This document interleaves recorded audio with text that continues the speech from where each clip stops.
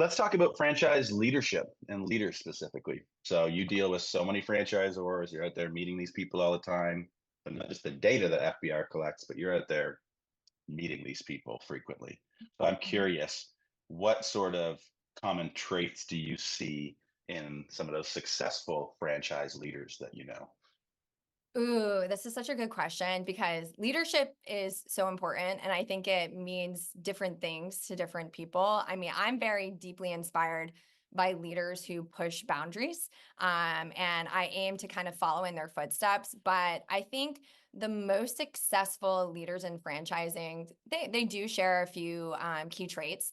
So first and foremost, they really prioritize transparency, right? And open communication, and not just with their franchisees, but also with their corporate teams.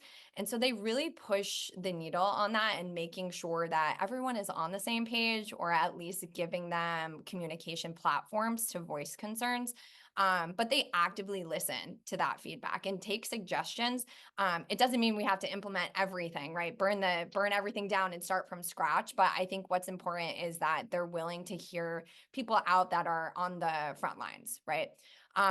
Secondly, they have a long-term vision, but they remain agile.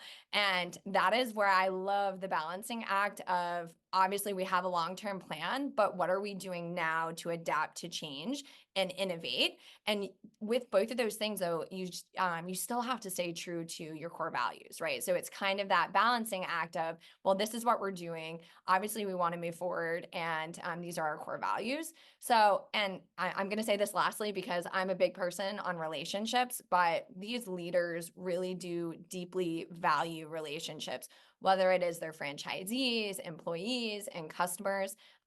They just focus on building trust and fostering that collaborative environment. But that also just really creates that strong culture piece that you can't buy, and customers feel it. Everyone feels it, and it just really puts the brand forward. So that's a long-winded answer, but that's really Yeah, what I see for those key traits for some of those awesome.